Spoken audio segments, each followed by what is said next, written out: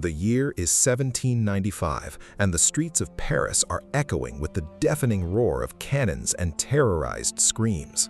A scruffy 26-year-old artillery officer is positioning heavy guns at a crucial city intersection. As thousands of angry royalist rebels surge toward him, he does not hesitate for a single second. He orders his men to fire point-blank into the densely packed crowd with iron grapeshot. Within minutes, the cobblestones are slick with blood, hundreds lie dead in the streets, and the rebellion is extinguished forever. History would remember this brutal moment as the Whiff of Grapeshot.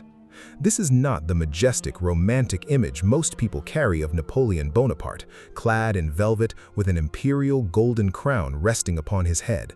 This was a ruthless, calculating young commander sending an unmistakable message to the entire world. Defy me, and you will be utterly destroyed. And it worked, because from that day forward, no one in France dared to challenge his authority again. To understand how a penniless boy from a backwater island called Corsica ended up conquering virtually the entire continent of Europe, you have to look far beyond his dramatic rise to power. You have to understand the terrifying military machine he didn't just inherit, but forged out of the bloody ashes of the French Revolution.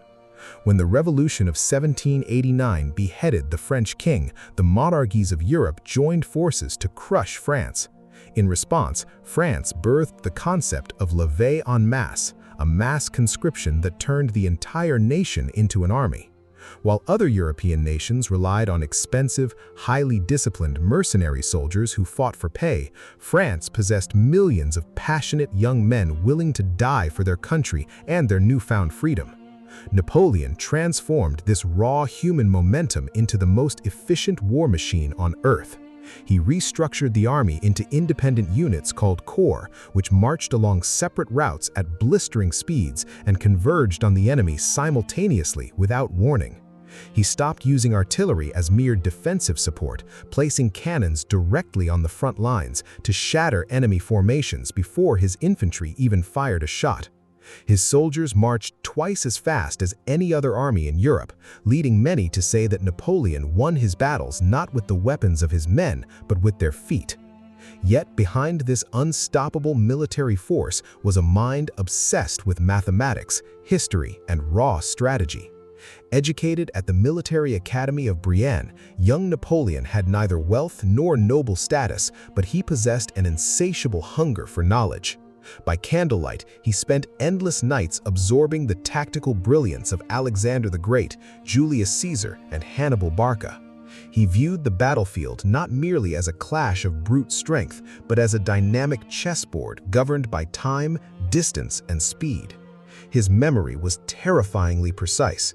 He could recall the exact location of every cannon, every regiment, and every geographical contour across the European continent. When the revolutionary government plunged into chaos and corruption, Napoleon acted with lightning speed, staging a daring coup and declaring himself the supreme ruler of France at just 30 years old. In 1800, when the Austrian army assumed the snow-choked peaks of the Alps were completely impassable, Napoleon led his entire army through treacherous mountain passes in the dead of winter, appearing behind enemy lines and catching them completely off guard. He was not a king who safely directed battles from miles away. He bled and stood alongside his soldiers in the mud. At the Battle of Arcole, when his troops hesitated under a murderous hail of bullets, Napoleon grabbed a flag himself and charged directly across a blood-soaked bridge into the enemy's fire. He had horses shot from beneath him and took wounds in the front lines, forging a bond of absolute loyalty with his men that money could never buy. They affectionately called him the Little Corporal and were willing to march straight into the mouth of hell at his command. The Battle of Austerlitz in 1805 remains the absolute masterpiece of his military genius. Facing the combined numerical superiority of both the Russian and Austrian emperors, Napoleon orchestrated one of the greatest traps in military history. He intentionally feigned weakness on his right flank, tempting the enemy to abandon the high ground of the Pratzen Heights to attack what appeared to be a vulnerable position. The moment the Allies took the bait and swept down from the heights, Napoleon unleashed his massive hidden reserves straight through the weakened center of the enemy line, snapping their army in two. As panic spread, thousands of fleeing enemy soldiers poured onto frozen lakes where Napoleon's artillery bombarded the ice, swallowing men, horses, and cannons into the freezing depths.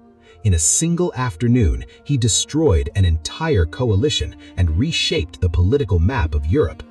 He crowned himself emperor with his own hands, proving to the world that sheer merit and intellect could rewrite the destiny of nations. Yet the same insatiable ambition that carried him to the summit of human power eventually laid the foundation for his tragic downfall. His fateful invasion of Russia in 1912 with a massive army of 600,000 men became a catastrophic nightmare. The brutal Russian winter, disease, and the enemy's relentless scorched earth tactics destroyed his army. Even then, when all of Europe united against him, he raised new armies and fought back with astonishing resilience until his final defeat at Waterloo in 1815. Exiled to a desolate island in the middle of the Atlantic Ocean, he died at the age of 51. Napoleon proved that the absolute will of a single individual could bend the arc of history, ensuring that as long as human civilization studies warfare and leadership, his name will echo through the ages.